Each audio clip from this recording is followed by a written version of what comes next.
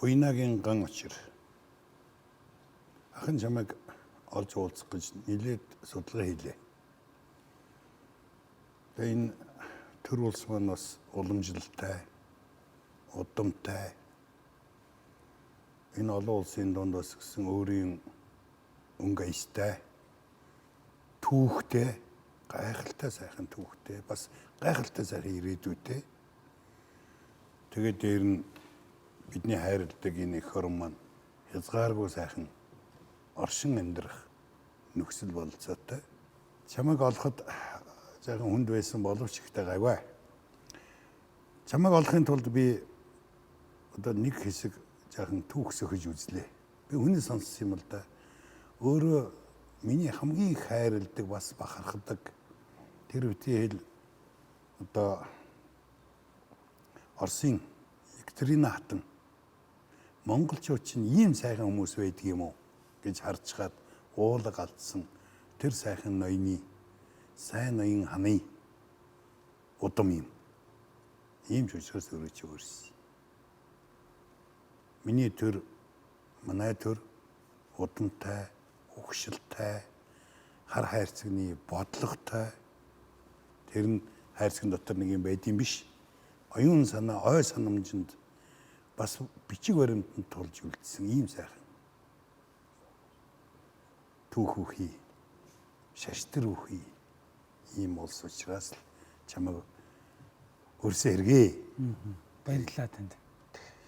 Би нэг 100 хүний эрэлд явж байгаа гэдгийг үл өгүүлэн цааш нь ярихад миний дөө одоогоос 100 хэдэн жилийн өмнөх үйл явдлын тухай нэг яриач. Монгол улсад өрнөсөн үндэсний эрх чөлөөний тухай.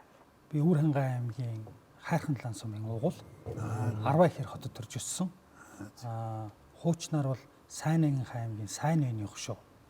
Дараагийн нэршлэр нь бол Цэцэрлэг Мандлан аймгийн Ханхшин уулын хошуу. Ээж маань бол Сайнгийн аймгийн Үйсэн вангийн хошууны ийм хүн байгаа. Тий. Ер нь бол тэр Ханхшин гэж манай нутгийн шүтэн сайхан уул байна да. Түүхэнд олонтоо бичигдсэн. Тий. Ихцэл чарахад тал давраг баян буурал хан хөгшин минь гэж байна. За. Буурал хан хөгшин таныга бурхан гэж сан залбирая гэж байна. Нутгийнх ер нь тэгж авгаалдаг. Ан амьтантай, мод ургамалтай, нууртай, тийм сайхан. Тэр хан хөгшин уулын зүүн суганд манай эцэг өвгөд өвлж зусаж олон жил амьдэрсэн байна. Тэр нутгаас. Ер нь хүүхэд ахуй наснаасаа би хөдөө мал дээр өссөн. Зөв. Буурай ээж дээрээ 16 нас хүртлээр мал маллаад малчин хүүхэд байж байлаа тий. За өвөл болохоор 8 дээрээ сургуульд сурна. Тэгж хүүхэд байсан тий. Үндэсний эрх чөлөөний хувьсгал гэж 1911 оны хувьсгал бол Монголын түүхэнд одоо томоор тодорсон тийм мундаг хувьсгал. Энэ хувьсгалыг эхлүүлсэн, энэ хувьсгалыг оройсон Богд хаан.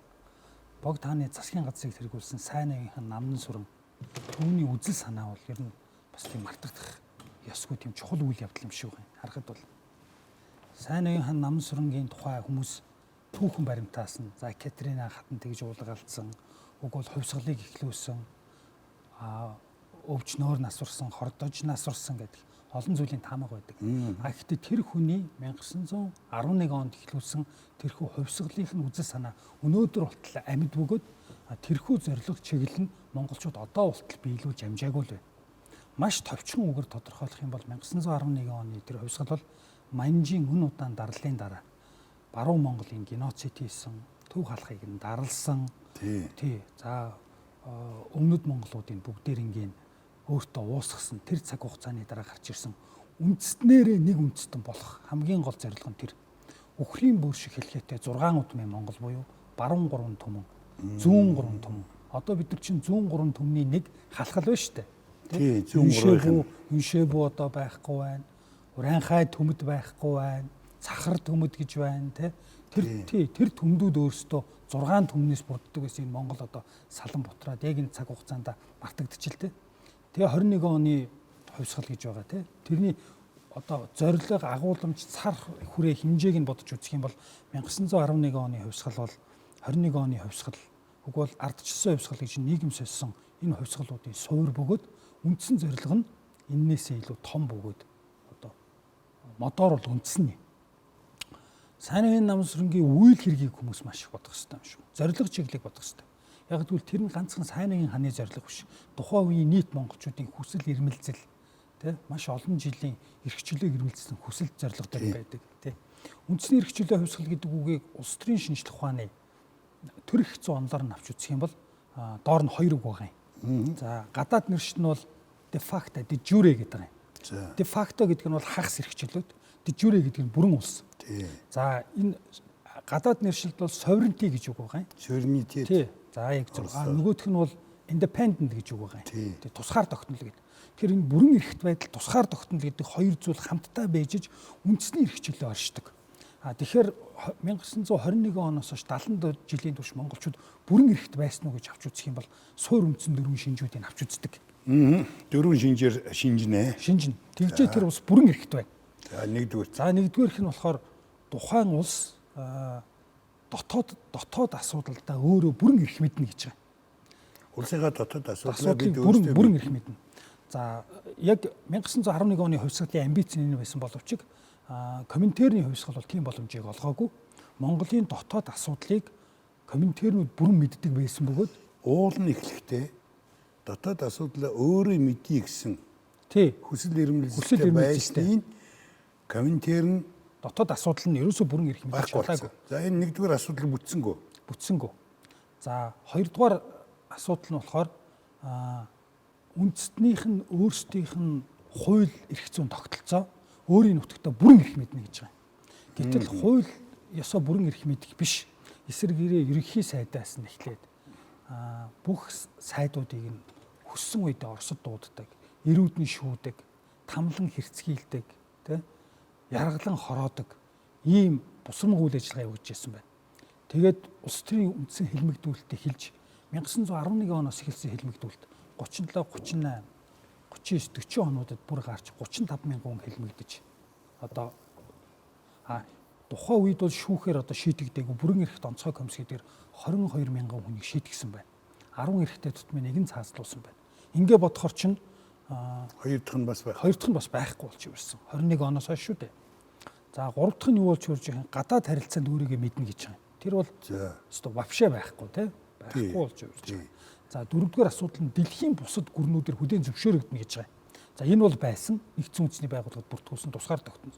Тэгэхээр социализмын үеийн 70 жил бол нийт монголчуудын одоо тархийг түүхээр яаж угаасан бэ гэхээр тусгаар тогтнол гэдэг ганц үгээр тулгуур болгоод тэрүүгээр бөмбөгдөд ийсэн. Яг утгатай бол тусгаар тогтнол гэдэг нь тусгаар тогтно. Өвөр Монголоос тусдаа, Бурайд Монголоос тусдаа, тий?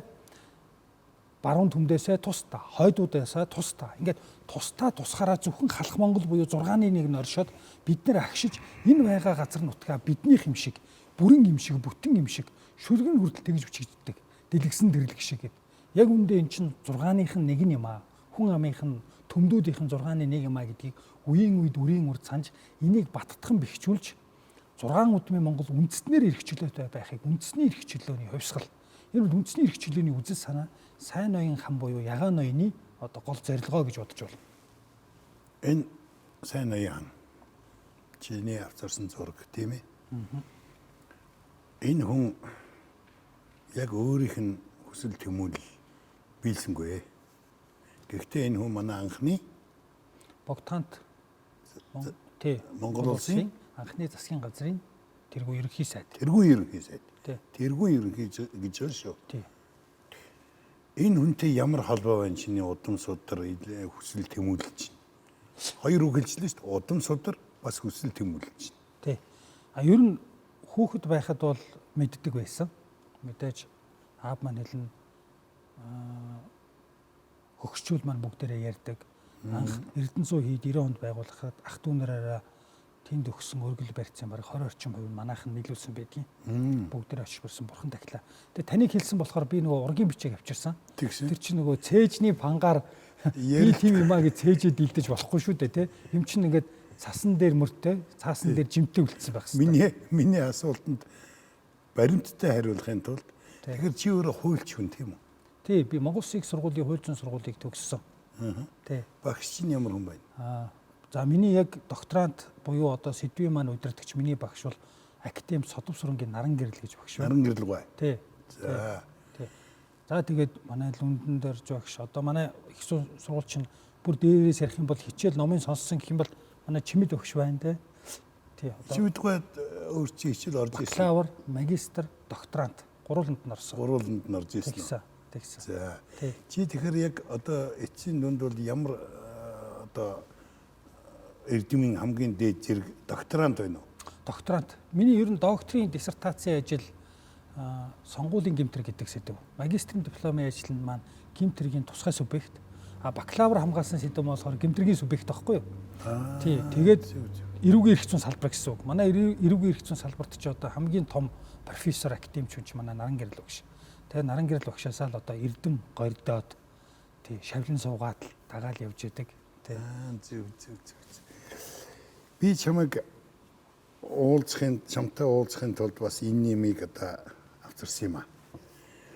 Монгол улсын нутаг дэвсгэр дээр байгаа өөр хаанч байхгүй маш сонин бөгөөд их одоо хийч сайтай их утга агуулга бүхий ийм хөшөө юм. Монгол тамганы хөшөө. Тийм ээ. Энэ дээр нүга амтэн одоо ер нь хэлэхэд их хэцүү.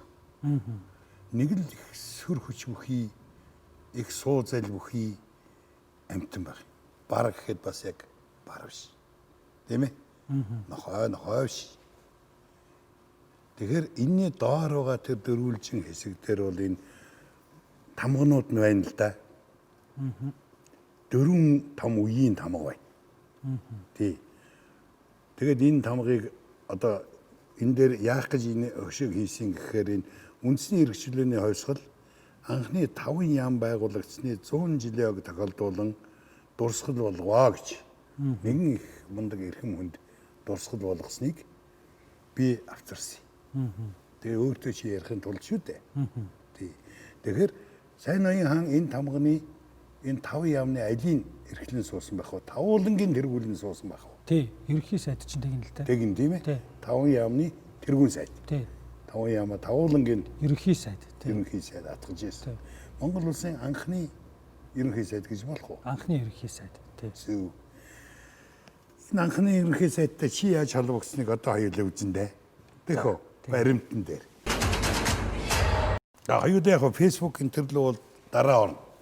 Тэгээ би энэ хүнтэй Facebook-оор танилцах их дуртай байгаа. Хүмүүс нэгэнд өөртөө чинь танилцж байгаа бол тэр Facebook-оор ороод өөрийн чинь одоо бүх хүсэл мэдүүлэл одоо тэмүүлэл бүх юм мэдчихнэ. 5% үгнээс нь танигдаад байна гэдэг. 5 үгийг яаж хэлж байгаагаас тийм ээ. 5 үгийг яаж холбож байгаагаас ердөө л тэр хүн танигдна. Тий. Өөрөө их сайхан тогтуухан сайхан тийм дүртэй өөрийн чинь гарч ирж байгаа үгнүүд их сайхан урсаж гараад гарч ирээд байна. Өөрөө бичгийн хүн үү ер нь? Ер нь бичгийн хүн болж хичээж амьдарж байгаа. Болох гэж. Тий, болох гэж суралцаж. Тэр одоо болж дуустдаг хэд биш байх. Тий, одоо амьдралд минь байгаа хамгийн том хөрөнгө бол бичгийн ширээл байна те. Тэгин. Тий, одоо нэг чойн юм хэлсэн байдаг штэ.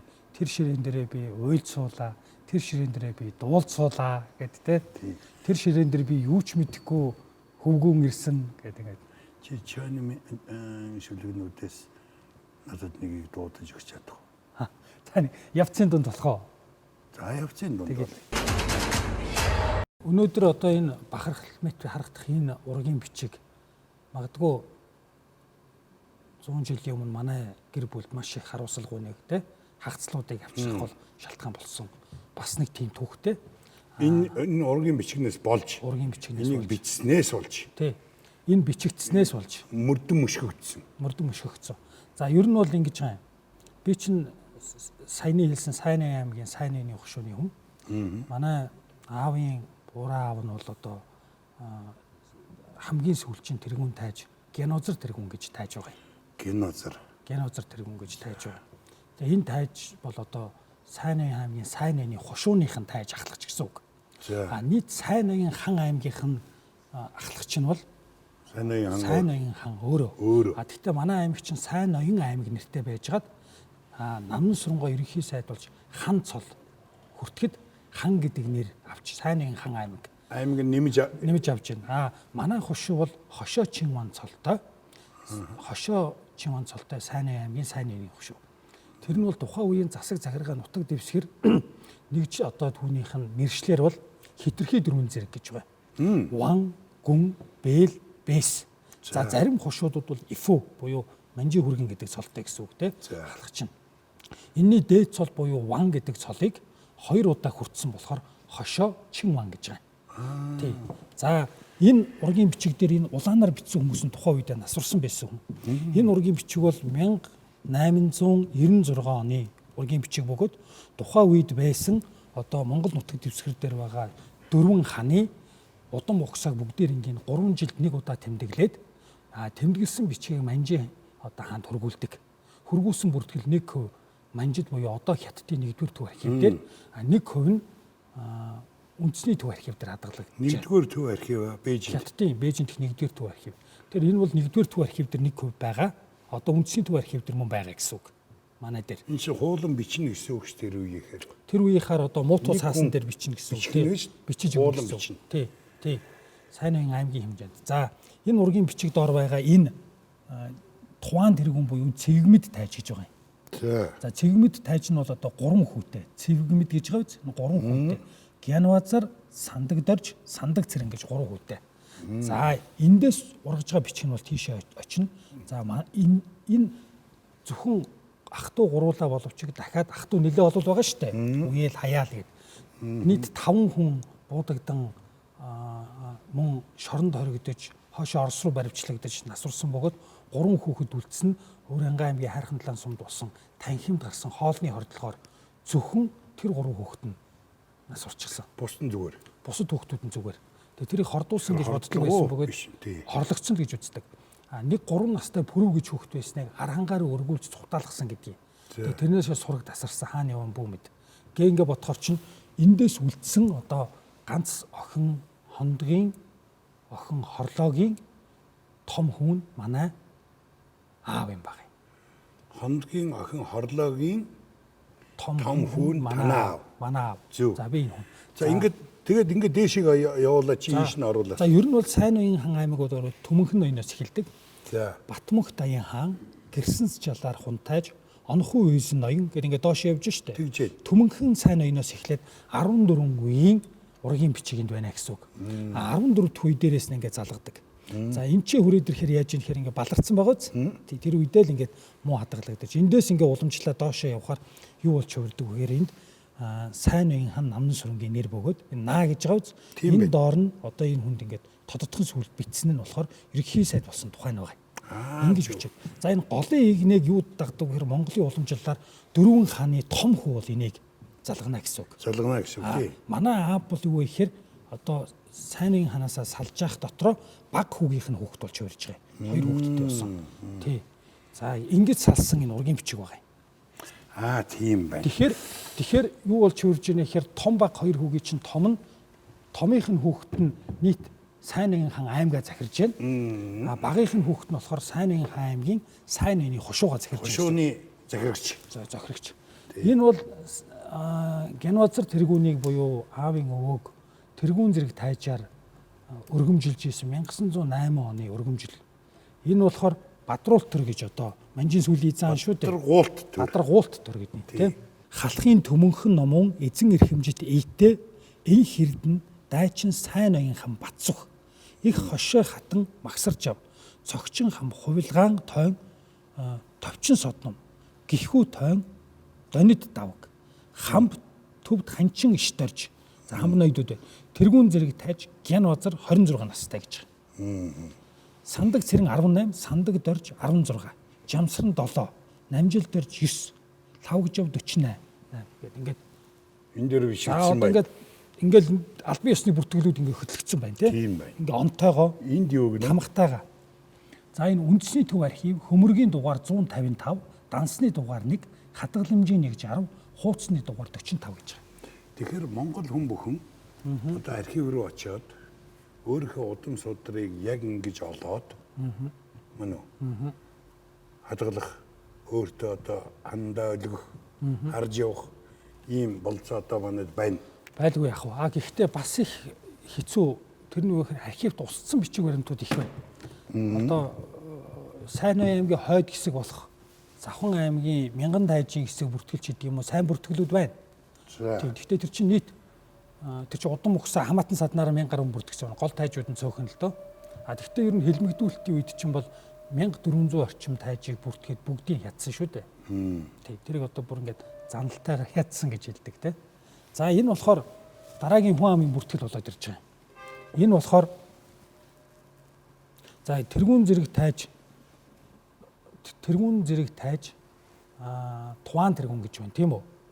Тэр чинь аав нь бол чувирж штэ. Цэгүүд идэх чинь. Геноцид. За геноцид тэргүүн бол өөрөө хэлмэгдэж нас нөхчөд. Гэхдээ тэр чинь 3 удаа хэлмэгдэж. Эхний хэлмэгдлийн дараа болохоор юу яасан байдгийг. Эхний хэлмэгдлийн дараа шоронгоосоо гараад бичиг үсгтээ эрдэм нунтай хүн байсан учраас сумын зангаар хэсэг ажилласан байдгийг. 3 удаа хөрөнгөө хураалгаад 3 дахь хөрөнгөө хураалгахад нь одоо гэргийн үсээ хусаад баримтчлагтагдаа явахад нь за ингээд насварлаа гэд гэлэн болсон байдгийг. Тэгээ саахалт айл нь болохоор Сайнуйын намын сүрэн хантных байгаа. Тэгээд хүүхэд байхад аавын жаахан буур ээж нь ярьдаг байсан байдгийг. Одоо хатан магсрын манай магсар гөмөн сайхан хүн байсан. Тэгээд их зовсон доо гэж ярьдаг те. Дүсээ зулгаатал тэгээд зовсон байдгийг. Тэгээд геноцид тэргүүнээс одоо ганц охиныгоо за энд ингэж байна. Туааны сандаг өрхийн тэргүүн их ламжав гэх ламжав нь хамт үлдсэн байна да. Ламжамтайгаа байсан энэ 1933 оны хүн амын захиргааны тооллого. За энэ их хэлмэгдүүлэлт чинь одоо 37 он гэж эхэлж байгаа шүү дээ. Тэгээ одоо 33 он дээр явж байна. Тий 33 он дээр явж байгаа. За ингэ байхад юу болж хөрсөн бэ гэхээр Туааны геноцид гэж байгаа. Өрхийн тэргүүн. Геноцидын палам, геноцидын гончиг, геноцидын намжилдэрч хүү. Тий геноцидын буян цогт. Тий геноцидын олзод ихчийн ганц охин цагаан ээж маань бол одоо юунд байна? Хар хоринд байж байна. Тий хар хоринд байж байна. За энэ болохоор юу гэж юм нэхээр 1933 оны захиргааны чанартай гүйцэтгэх хүн ам ба хөрөнгө малын бүртгэл Өвөр хангай аймаг Хайрхан талаан сум үндэсний төв архивын хөмрөг дугаар 155 дансны дугаар 1 хадгаламжийн 1 1094 хуудасны дугаар 37 гэдэг хүн амын бүртгэлүүд байна. Олзод гэж юм байна энд. Олзод гэж одоо 2 охин үлдчих. Олзод гэж үлдсэн байна. Хондог гэж үлдсэн байна. Олзод нь 1 охинтой. Тэр охин манай цагаан ажаа одоо Хайрхан талаан суманд байж байна. Та нар тэр хүнээс ярилцлага юм авч гин үү? Ичлэг хийж авч гин үү? Үгүй хиний Болдбаатар одоо академич маань бид нар ингээд жил болгон Өвөр хангай аймгийн Хайрхан талаан сумынд очиж Тошгон цоохор ноёны өвлжөө, Сайнуйын намын сүрэнтний аавынх нь өвлжөө. Тошгон цоохор ноён чинь бүх хамаатнуудаа одоо мэддэг, асардаг, чиглүүлдэг хүн байлаа шүү дээ. Тэгээ тэр өвлжөөг очиж тагтгийн. Тэгээд Болдбаатар багштай өнгөрсөн намар бид бүхэн очиж тагаад тэр яг хажуу талд нь Хувлаа хааны цэргийн хуаран байдгийн. Тэр хуаран дээр очиж байхад манай Болдбаатар активч маань одоо үг хэлээд тэгэхэд манай цагаан ачаа хажууд нь суушиг бичлэгэнд орсон. Чингисийн өдмийн хан сайд төрийн түшээ Монгол улсын 2-р зууны анхны ерөнхий сайд Сайнуйын хаан төгсөлийн намын сүрэн юм. Өнөөдөр намын сүрэн хааны өрөөдөнтэй нэг дор суугаад манай одоо ган мочир намайг одоо нүүл явдалд оролцооч хэлбэрсэн дагуу ирж одоо оролцох завшаан. Тий. За ингээд Туаан нь 3 хүүтэй байсан. Сандаг гэж байна те. Сандгийн хорлоо нь манай буураа ээж гэсэн үг. Сандгийн охин болж хөвөрж штэ. Тэгж байна. За энэ ямар учиртай байсан бэ гэхээр Туааны хүү Генозер гэж байна. Генозер руугаа насварахад төрсөн охиноо сандаг гэдэг үгтэй өргүүллээ. За ингээд сандгийн хорлоо гэж байна. Тийм. Хорлоо гэж байна. Их л өрөвтөр цаг үе л дээ. Тэгээд ингээд үлдсэн. Тогоочийн буйнаа ээж нь чи ээж гэсэн үг шин. Одоо аавын ээж гэсэн үг. Аавын ээж гэсэн үг. Тогооч гэдэг нэртэй хүн. Тогооч гэдэг нэртэй хүн. Тий. Буураа ээж нь болохоор хорлоо гэж хүн амын тоолго. Тэр нь болохоор нөгөө тусгаар тогтнол боллоо шүү дээ. За. Одоо бүх нийтээрээ саналаа өгсөн. Тэгсэн бай. Ингээд саналаа өгөхөд 1945 оны 10 дугаар сард Бүгд найрамдах Монгол ард улс Өвөрхангай аймаг Дэлгэрэх сум гэж байгаа. Тэгээд энэ ч яасан бэ гэхээр юу яасан бэ? Тогооч. Тий, одоо аав ээж нь бүгдээрээ тусгаар тогтнолдоо бүгдээр нь саналаа өгсөн. Энэ бол хүн болгоных байгаа. Тий. Бичиг үсэг мэддэггүйнүүд нь хурууныхаа дардсан. Хуаяур. Тий. Бичиг үсэг мэддэггүүд нь одоо ингээд юугаа дарсан. Гарын үсэг зурсан. Тий. Тий. Би дахиад нэг яг энэний нөгөөтгийг орхичиж. За. Тий, гэрт байж. Тэрэн дээр дахиад яг ийм тооллого байгаа. Тэр нь хэдэн оны? Тэр нь яг энэ онд байхгүй юу? Тусгаар тогтнолтой өгж ирсэн. Манайхны тий, танахны одоо тусгаар тогтнолын төлөө тий. Одоо баргал тангараа өргөж ийн гэсэн үг шүү дээ. Би энэний улс бол тусгаар тогтсон улс маа. Тий. Тэгээд яг хоо сайн үеийн ураг удамч нь их өрөвтөр түүхтэй байсан. Сайн үеийн намсрын 3 хатантай байсан байдаг. Тэгээ баг хатныхын үр хүүхдүүд бол одоо хайрхандлан суманд амьдардаг нэг настай хүүхэн байна. За. Тий, хатных нь хүүгс үг шүү дээ. Тэр удан байна уу тэр хүнд? Одоо ингээд ер нь 2 гэр бүл байна гэсэн үг үлдсэн. Нэг нь бол яаж юм гэхээр баг дүүгийн манайх гэсэн үг шүү дээ. Тий, танах. Сайн үеийн. Нөгөөх нь болохоор баг хатны хайрхандлан суманд байгаа гэсэн үг. Ингээ хараад. Тий. Тэгээд яг хоо энэ жил зунаас яваад тэр хүмүүстэй бас уулзсан л гэж бодож байна. Тий. Одоо харахаар чинь зүслэлээ шүү дээ. Бүгд нэгнийгаа сум чин жижиг юм чинь. Гэхдээ дахиад жоохон хөндөй байх учиртай нь одоо их тийм хэлмэгдсэн байна. Тий. Тэр түүхэн. Тэгээ манай аав чинь хүүхэд байхад нь дөнгөж төрөхт нь сайн буян гэд нэр өгсөн байдэн шүү дээ. Сайныг авч. Тэгээ яг сургууль таврагдахад нь сайныг хасаад буйнаа гэж бүртгүүлсэн. Тэр энэ нөгөө ер нь л жоохон айгаад идэг байсан билээ. Тийм байна. Хүүхэд байхад манай одоо аавын ах дүүнэр бүгдээрээ ингээл годмонд явхаар хүн юм өгөх юм бол битгий идэж гараа. Атгаад ирж гараа гэж одоо жоохон бурайж дандаа цагтаг байсан байдгийг. Тэгээ бас их юм айцтай байж. Тий, айцтай. Их хөрөнгө хураалгасан гэхэд бол одоо манай одоо ээж дээр маань аавын маань бурхад бүгд залгагдчихэв. Одоо зурмал бурхтуудаа авч үлдээд үлдсэн зармыг нь Эрдэнэзүү хийдэд өгөөд хөрөнгө 3 удаа хураалгаад үлдсэн жоох юмнууд байна шүү дээ. Тэгээ бурхтууд нь бас нэлээд олон байна. Эрдэнэзүү хийдэд дээр ч нэг бүртгэл сэргээ гэдэг нэг ажил байгаа. За мөн дээрээс нэмээд юу байна да? Зарим нэг үлдсэн ганц нэг хатуу юмнууд энэ гээл. Нэг тиймэрхүү юмнууд л одоо үлдэж тухайн үедээ бол ер нь тэгээд хөрөнгө малаа хураалгасан. Хатуу юм гэдэг чинь юу вэ? Одоо хөөрөг тий. Яг хоо ихэн байсан гэдгийг. Одоо манай цагаан ажаад хар хорин дээр болохоор нэг юм хатныхын зүүжсэн эмэг байна. За. Тий. Тэгээд хатныхын юм гоёл байна. Шатад гоёл байна. Нэг юм цагаан зааны яс маягтай.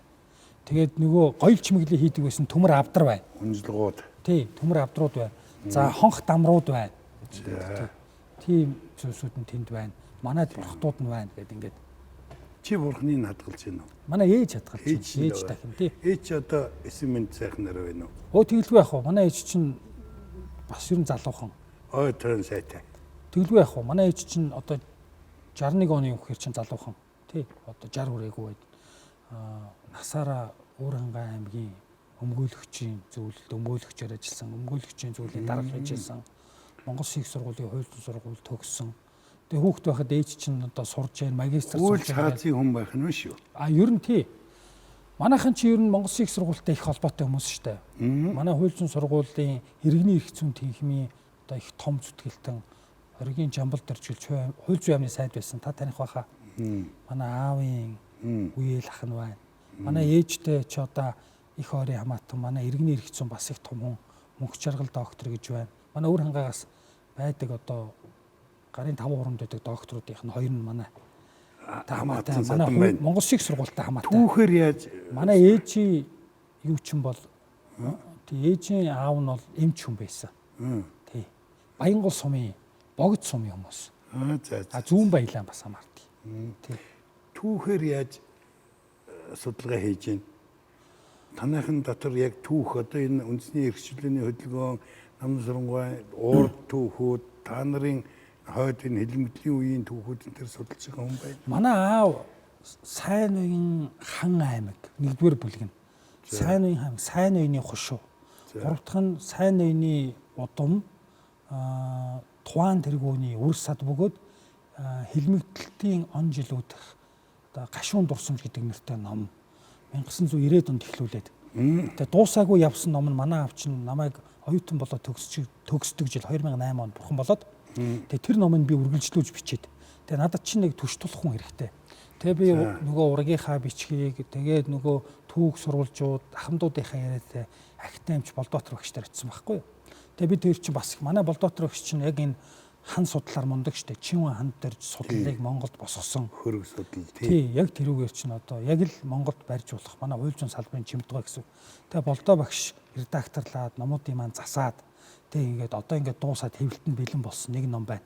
Гэдг нь бол одоо 30 жил бичигдсэн ном гэсэн үг. Тийм байна. Чамтай нийлээд. Тий. Тэгээ ер нь тэндээс эхлээд сайн үеийн удам. Гэхдээ манай аавын хамгийн их сонирхон судалдаг байсан хэсэг нь бол ерөөсөө зөвхөн түүхийн гэхээс улдаар түүхийн үзэл санаагаар нь сайн үеийн үйл хэргийг сурталчлах түүх талаас нь их бичгүүдийг бичиж үлдээсэн бөгөөд өөрөө ягаад ч юм олон хүнд ярьж сурталчилж амжаагүй өмнөх түүхийн шарах байсан байх гэдэг өнцгөр нь танхимаас ч гэсэн дүүнер нь одоо сургуулаас олон удаа феодалын хүүхдүүдүүд гэж багш нар төвөгдөж гаргасан энэ төр ингээд үгтэй тэгж явж исэн байдгийг. Чиний яриан дотор яг нэг тийм түүхийн бичлэгийн хэлбэр бас тэгээд зохион бичгийн хэлбэрийн холбоосууд бөгөөд энэ гэдэг үгнүүд нэг сонсоход хүн зүгээр ингээ ярьж байхдаа хэргэлдэггүй боловч яг хэрэг дээрээ бичгэнд буухад их амархан тийм аядлаг хандлага бол их байна. Чи бичгийн үе юм байна. Чи аргагүй өөрийн ирэхгүй бичиж сурсан байна. Тэгээд чиний үгнүүд чинь өөрөө нөгөө төр засгийн үгнүүдийг зөв хэлгэж юм л да. Манай аавын одоо хамгийн гол хэлж одоо юу гэдгийг бичиг үлдээсэн зүйл нэг хэсэг нь манай аавын шүлгүүд. Тэр нь яг хуу сайн дурын хэлбрээр. Нөгөөх нь бол юу гэхээр сайн хаан намын сүрэнтэй холбоотой тэр үндэсний эрх чөлөөний талаарх их олон зүйлсүүдийг бичсэн. Тэр дамаар тэр бичсэн бичвэрүүд дотроос нь одоо болтол одоо сэтгэлд тээгдэж явдаг зүйл нь аливаа улс гүрэн тусгаар тогтнолоо алдахын тулд хамгийн эхлээд харийн орнуудын хэрэгэлдэг арга нь бол эрх мэдлээ төвлөрүүлэх тухай нэлээд хэдэн жижиг статьяц байдгийг одоо жижиг өгүүлэлүүд алдахын тулд гэсэн шүү дээ чи. Одоо алдаад эхлэхэд гадныхан харийнхан эзлэлд эрх мэдлийг төвлөрүүлдэг. Тэр нь юу болж эхэлсэн бэ гэхээр юу болж эхэлдэг вэ гэхээр хамгийн эхлээд үндэсний хэмжээний гол дөрүүдийг нь устгах ёстой. Дөрүүдийн байхгүй. Сайн уянхан намнын сүрэн, Чинван ханд дорж, даалам цэрэн чимэд гэх хүмүүс хичээнгүй сай цэрэн дорж гэдэг юм уу. Ингээд энэ олон хүмүүсийг хэлмэгдүүлнэ. За шинэ хувьсгал гараад 21 оны хувьсгал болоход дахиад юу хийсэн бэ гэхээр дахиад нөгөө аргалд автагдана. Үндэсний хэмжээний хамгийн том сэхэтэн хүн бол тухайн үед Бодоо гэж мундаг Монгол улсын ерөнхий сайд мундаг хүн байсан. Тэгээ Бодоо гэдэг хүнийг хэлмэгдүүлж 1922 онд хэлмэгдүүлснээрээ ард түмэнд юу харуулж ийм гэхээр оюун санааны нэгдэл гэдэг зүйлийг голоор нь хагалж байгаа юм.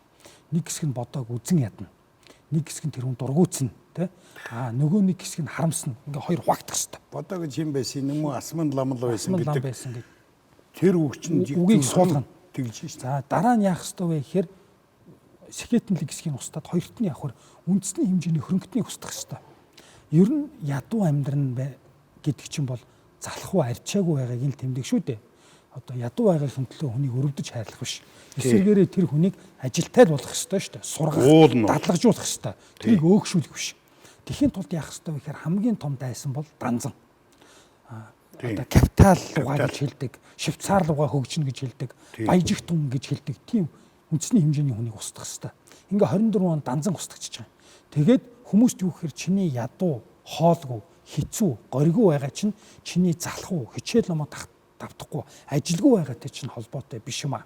Энэ данзан гэдэг нөхрөл баян байгаатай холбоотой гэд итгэж өрөмшүүлнэ. За тэгээд босоод ирэх арчаагүй нэг хэсэг бол дэлхийд яар дүүрэн байдаг. Ингээ босоод ирдэг. Амархан. За ингээд дахиад эрх мэдлийг төвлөрүүлэхийн тулд юу гэхээр айжмаар хатгаж эхэлнэ. Гэсэн ч өмнөөс нь ингээд дараагийн их удирдагчийн хой дүрийг тодруулна. За тэр үед бол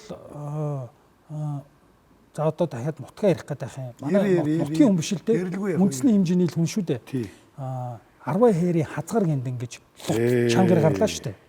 За тэр эрчин гараа түрээд ирэхээр яасан бэ гэхээр Сталинтай шөргөөцөлдсөн байна. Йозеф Сталинтай тий.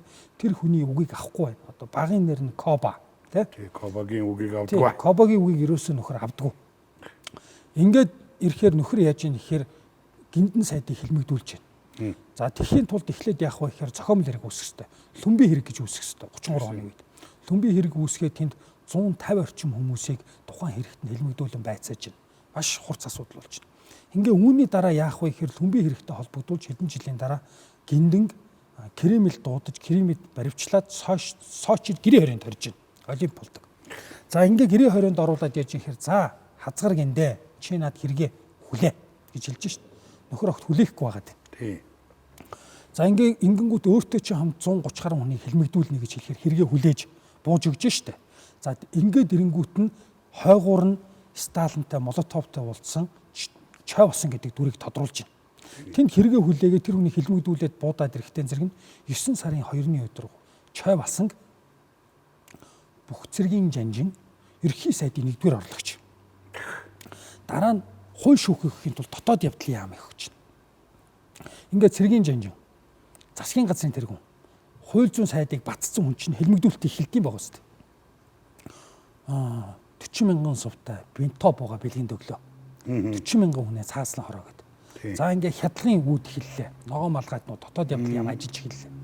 Ингээд шүүх эрх мэдэл шүүхээр нөгөө хүмүүсийг чи шийтгэх гэдэг шийтгэж болохгүй шүү дээ. Чи Японы тагнуул. Чи феодалын үлдэгдэл гэдэг ингээд эренгүүт чинь Японтой би хаана уулзлаа гэхээр нотолж чадахгүй. Ингэнгүүт нь эрх мэдлийг бүр төвлөрүүлээд шүүхийг дотор нь байхгүй болгоод хажууд нь бүрэн эрхт онцгой комисс гэж байгуулж байна. Энэ онцгой комисс ердөөл жил хүрэхгүй хугацаанд 22 мянган хүнийг хэлмэгдүүлж 35 мянган хүнийг шийтгэж за нийт тэр эрхтэйчүүдийн чинь 11 нь бүгдээрээ цааслагдж байна. Жирэмсэн эмэгтэйг хороож байна. Тэ?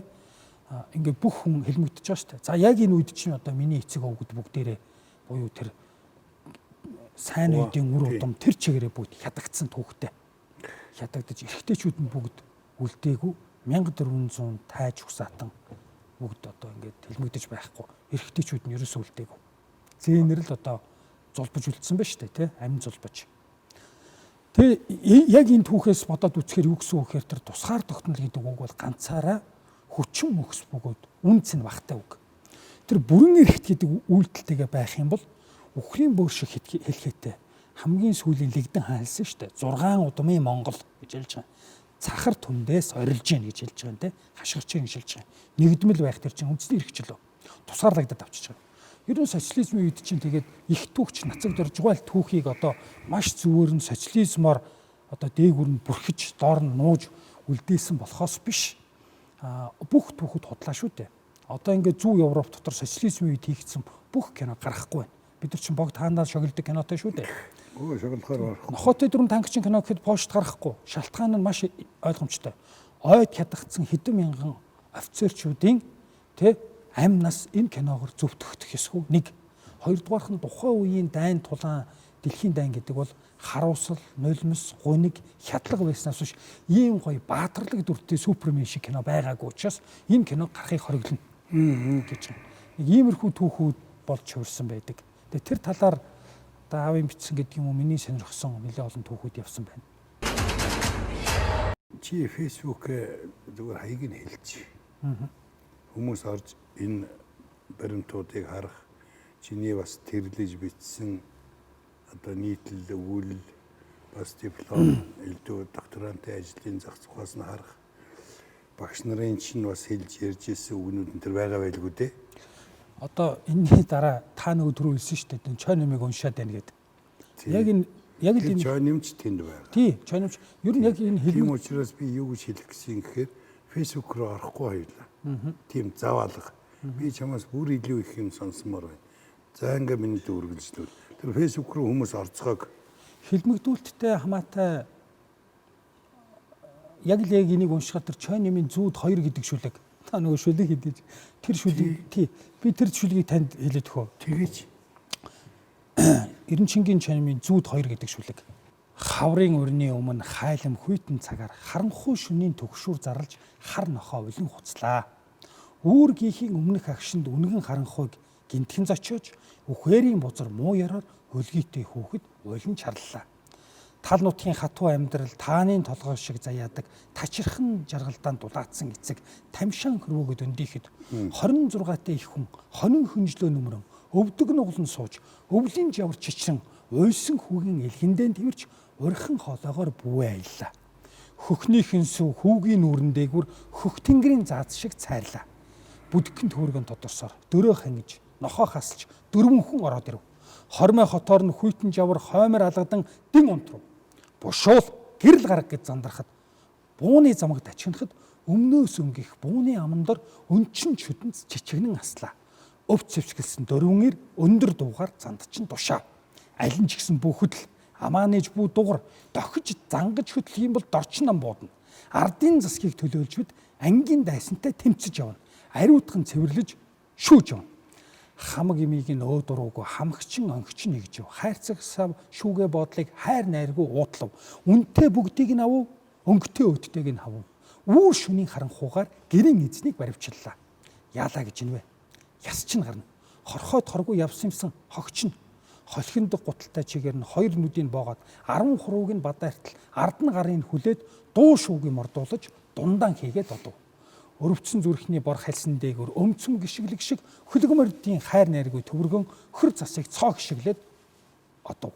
Ширхэгч хар санаагүй хан, ширхэгч цагаан өсгүй толгой, ардын нам хувьсгал засаг хоёрт аман ангаан гайхсаар хоцров. Даатхан залбирах бурхангүй, дав заалдах засаггүй. Хөдөө хүн чулуу шиг хэвтэж хөрөнгөөн хураалгаж байхад толгодын цаанд толгой дараалан буудуулсан гэлэнгүүдийн ламнруудын цус гимгүү цус гол гараг шиг урсаа. Хувьсгал төрд муу санаагүй, хуучин төр зүтгэж яваагүй, ард түмэнд муу хэлээгүй, анги нийгэн гэж мэдэхгүй, гагцгүй дорн дахны соёлыг гайхан бишир судалсны учир энтгэг төвдийн хэлээр энэхүү соёлыг судалсны учир гарах хоосон бүх эрдэмтдийг галц зэвсгээр буудан хөнөө.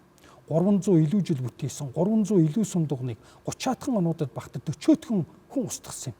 Урлан зутгсан алтан шармал бурхтыг, унжлах хэлхээ эрдэн сул шүрүүдийг, утас ороосон магнаг торгон хатамлуудыг, улаан шар хамп хилэн өмсгөлүүдийг төмөн тэргээр нь шатаав, түүх алдар хоёрын цуг шатаав. Эн чинь юу болж байна? Эрхчлөө гэдэг нь энэ үү? Дугурсан болгон буруудад духандаа сум зоолгуулах юм гэж юу? Хувцаан сольж өмснийх нь аз болж, хуудуугүй үнээрээ явсных нь гай болж, хувьсгал гэдэг эцэстэн ард руу шагаасан хурдан буу юм гэж юу? Хилээд өгөөч гэж хин хэдхэн дотор зүрх байдгаараа хашгирна. Гэвч хариулах хүн байсангүй. Гэгийн үнэн болсон Ленин Батыг итгэж зөхөрсөн Монгол битгий хэл ихэнх орс өөрөө уншаагүй байлаа. Хүн төрлөختөнд сайн санаж хөрөнгө нийгмийг үзэн ядсан Ленин үг хүйтэн хуурай Монголын талд хурц ирэхтэй олон хүн дамжаад буу сэлэм хоёрын хүчээр бурхан хүн хоёр руу халдсан гэж Ерөн Шингийн чойно хэлсэн байдаг. Манай аавын цээжл өгсөн шүлэг. Аав чинь гэхдээ юу гэж хэлж чэйжлээс? Миний хөө энийг чэйжл гэсэн үү? Чэйжлэх ёстой миний хөө бүр уншиж яваарай гэсэн. Одоо нэг сайн санахгүй байна. Одоо тэгэл ямар ч гэсэн чэйжэнд орсон. Ямар ч гэсэн цээжэнд орсон юм. Тий. Аав чинь л өгсөн. Яг нэг 13-4 настай өрөөл эрэгтэй өвч нэг жоох ухаарддаг штэ. Тэр үеэр аав нэг тийм нутгаа үзүүлж явдаг юм байлээ л дээ. Мадны саднараа оруулдаг, нутгаа үзүүлдэг, хүүхээ ярьж өгдөг, ийм түүхтэй ингэж хэлмэгдсэн тий. Ийм гашуун дурсамжтай энэ төр гээд тийм юм явдаг юм байлээ. Тий. Аавын бид нутаг үз. Чиний сая ярьсан яг одоо давтагдаач байгаа юм шиг. Эсвэл тэртээ алсаас ойртооч байгаа юм шиг. Тийм хардарсан. Ёстой зүуд 3 зүудлэгдэх шиг. Тэгтээ яг сайхан цаг ирж яваа. Тэгэлгүй яах вэ? Тэгээд 1990 онд энэ ардчилсан хувьсгал гарснаас хойш манай монголчин хүн болгонд боломж олцсон хичнээн сайхан цаг үе гарч ирв те. Яг хөө хэлмэгдүүлэлтийн он жилүүд гэд буюу тухайн үеийн тэр коммунизмын том хядлага ганцхан Монгол орныг дайрсан биш. Монгол орны хамгийн эмнэлтэйгээр дайрсан хятадууд 80 сая хүний хэлмэгдүүлсэн тий. Оросууд өөрсдөө бас маш их тийм геноцид тандсан. Нэг орос хүн бол сайн хүн шүү дээ. Нэг хятад хүн бол сайн хүн. Орос гүрэн гэхээр би дургу.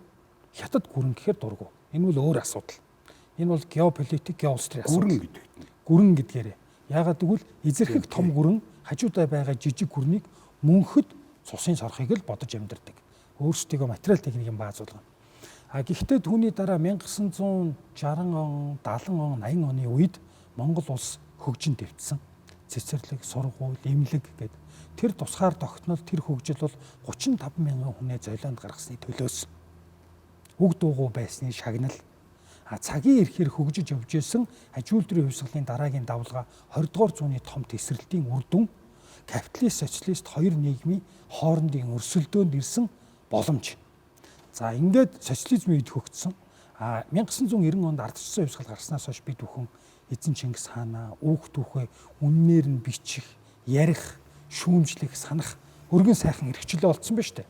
Тэгэхээр энэ нийгэм бол өнөөдрийн байгаа ардчилсан нийгэм бол монголчуудын 7 нуурын хилцээр манжийн даралд орсноос хойш 200 жил, 300 жил, тэгээд 400 жил рүү шахажгаа одоо асар том хүсэл эрмэлзлийн ард ирсэн үндэсний эрхчлөө 6-ны 1 дээрээ хүртэл бид нар үндснээр эрхчлөөг олж авчаад байна штэ. Тэгээ 90 оноос ч хойш Монгол эдийн засаг, хүн ам, сайн сайхан нийгмийн хувьд хичнээн хөгжив. Одоо хүн болгон дургуутсэл, хүн болгон муулаад, хүн болгон яриад байгаа боловч тэр бүхэн нь өшөө сайн сайхан болох юмсан гэдэг бачимдлаар л бүгд шүүмжлээд байгаа болохоос биш арга ядсандаа биш байхгүй юу, тэ? Бүр шүүмжлэх хэрэггүй болсондоо биш байхгүй юу. Тэгэхээр бол яг энэ цаг үед бол энэ ардчлалын 30 жил гэдэг бол энэ газар нутаг дээр мянган жил монголчууд нүүдлэн амьдрахдаа өнөөгийн энэ нийгэм шиг ийм баян тансаг, ийм эрхчлөөтэй, ийм цатгалан, ийм дураараа амьдарч ирсэн түүх бол байхгүй. Баярлалаа. Энэ хүндтэй хүний өргөний өмнө танаа одоо дээдсийн өмнө өөрийн чинь урьж авчираад энэ түүх болсон явдал бас энэ хэлмэгдэл тэгснэ нэг хаз жаргалд хүрч яваа бидний өнөө үе сайхан үе шүү. Тий. Энэ тухай ярилцсанд их баяртай байна. Ингэч байх гэж би бодож ирсэн. Ингэхэн ч миний үүрэг юм. Хойч үедээ үлдэх. Монголын агуу нь оюун санаандаа байдгийг гэж би нэг номон дээрээс уншиж ирсэн. Гадны том зохиолч түүхч хүн. Монголын хамгийн агуу нь оюун санаандаа байна гэж. Тэгэхээр энэ оюун санааны одоо архив болж энэ оюун санааг ой тогтоомжийг бүрэн дүүрэн хангаж тийм ээ халигаж судалж яваа чамд их баярлалаа. Миний дахан тэгээд энэ 100 гэдэг тэмдгийг зүүж өгнө. Энэ бол 100 биш 1000, 10,000, 100,000 зөвхөн 100 сая болох хэвээр. Ийм чин сэтгэлтэй хүмүүс энэ улс орны хойч ирээдүй тийм учраас ахын энийг ингэрт нь зүүж өгнө. Аливаа наашаа жоохон дөхөдөг. Энэ талд нь зүүчихэд. Тий. Ягвар ах алдартай тэмдэг. Энэ ч тэгээ бас нэлийн газар аваад ах шиг байна.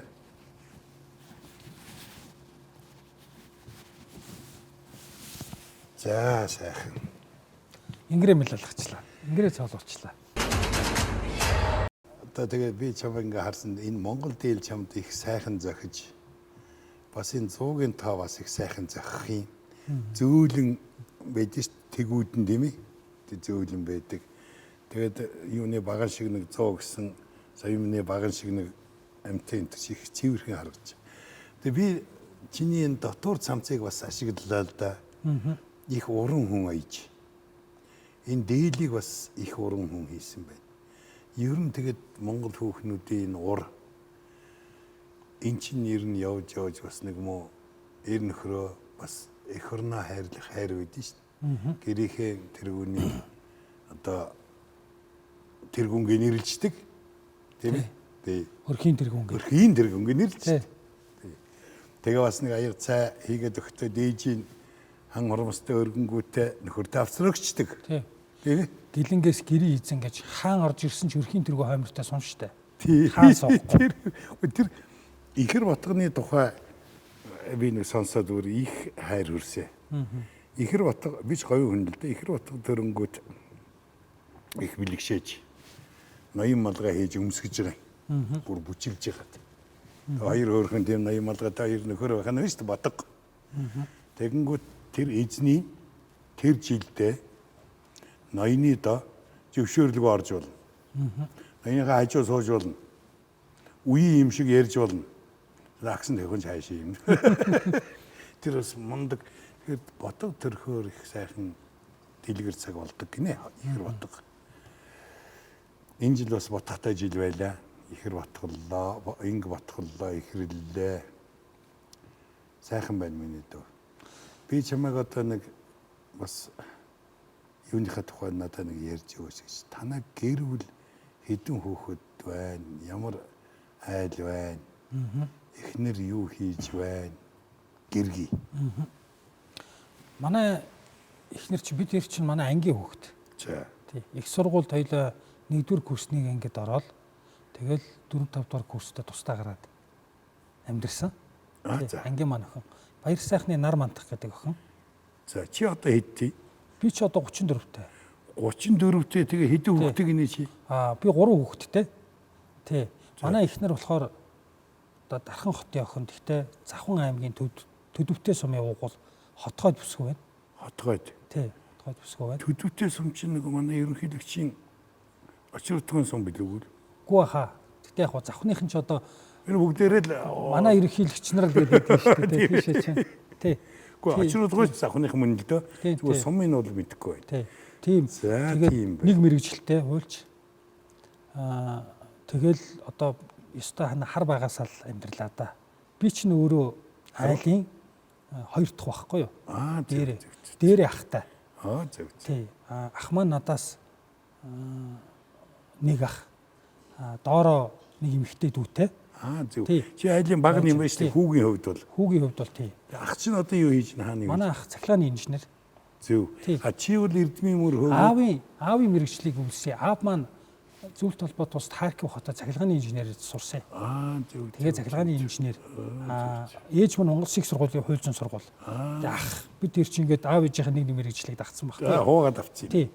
Охин маань бол миний том охин бол Ами Эрдэнэ гэдэг. Тий. Одоо ямар гоё нэг Ами Эрдэнэ. Тий. Одоо 4-р анги. Хүү маань Амин гол гэдэг. Одоо ямар гоё. 1-р одоо 2-р анги гэсэн үг тий. Тэгээд бага охин маань одоо 2-аа хүрж байна. Амин аялгау гэдэг. 3 хүүхэдтэй. Ямар сайхан. Би одоо энэ миний 4 дахь ном.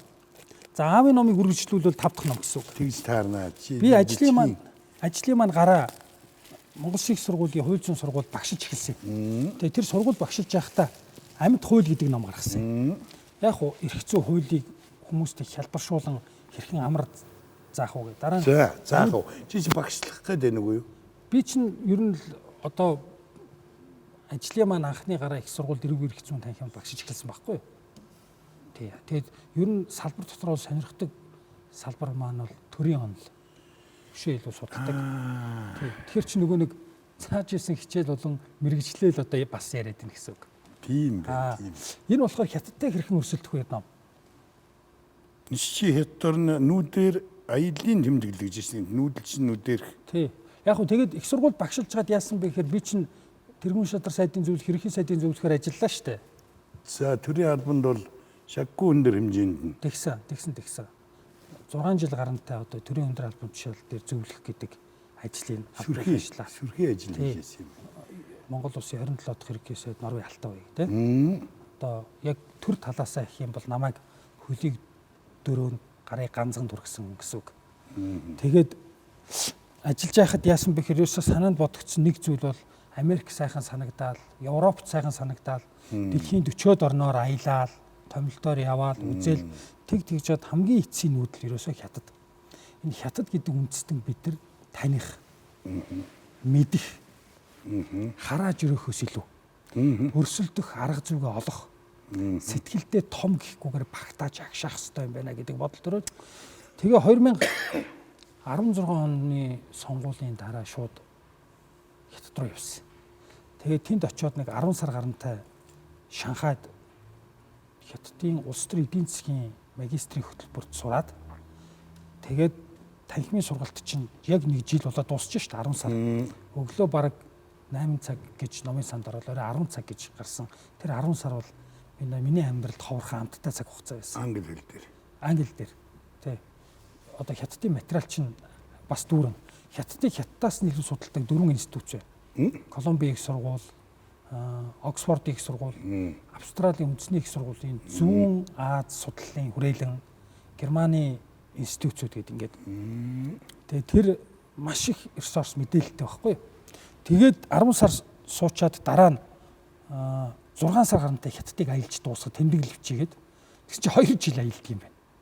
Зүүн талаас нь гараад тий одоо Тэнгэрт Деважин газарт Ханжоо гэж Alibaba компани байдаг Ханжоогоос эхлээд хамгийн уртлын мужуудаар нь тий тойроод явсаар байтал төвд Шинжаан дээр дуусахад 2 жилийн хугацаа болд юм байна. Тэгээд гол явсан зорилго маань бол эхний бүлэг маань дэлхийг бүтээсэн Монгол төрийн мөрөөр гээд энэ дэлхийг бүтээхдээ бас талд Монголын төрийн түүх чинь Монголд биш Бээжинд байна л да. тэгнь. Тийм. Нэгдүгээр бичгийг сурвалжийн хувьд.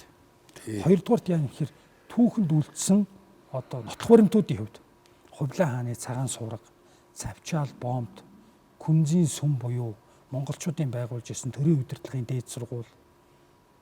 Тэгэл Монгол вангуудын өргөөнүүд. Тэгэл дээд нийслэл маш олон сурвалж маань тэнд байна. Тэрийг монголчууд хүүхдүүд дүүнартаа бүгдэнд нь хүргэе. Уншуулъя бахархаараа гэдэг. Тэгээ хятадын техник технологи гэдэг 6 бүлэгт бас. Өвөр Монгол ба хөдөө аж ахуй, хятадын цөөн бөгөөд тод үндэстэн ба төв Шинжаан гэж ингэж аялал. Зүгээр нэг аялал биш. Тий, зүгээр нэг аялал биш. Бүтээл болох гэж. Тэгэхээр миний 10 сар судалгаан дээр суусан гэсэн үг. Тийм байна. Тэгэхээр миний дүү энийг бол одоо чиний фэйсбүүкээр ороод ямар хаяг үлээ хаягаа дахиад нэг хэлээд. Ган очир буйнаа гэдэг латин. Ган очир буйнаа. Уул нь сайн буян гэж байсан. Сайныг хасахгүй бол энэ хүнтэй холбогдоод исэн. Жаахан айснасаа болоо сайныг хассан. Буура ээж нь одоо сайн буян гэд нэр өгөөд сүултээ айгаад зэхгүй яхин чинь нөгөө бас сайн гэдэг үг нь авч явах гэдэг шүү дээ. Тийм ууг нь санаа нь тийм. Ууг нь санаа нь тийм юм. Сайн аян ханы энэ сайхан хөргийн өмнө аюулаа сайхан яриагаа өндөрлөх төхөж байна. Тэгэхээр би өөрөө чинь нэг аяг тагш кофе ууя. Тэгээд одоо ер нь таныг үдэн гаргах чиглэл рүүгээ явах санаатай. За. Тэгээд таны кофенд үрж байна.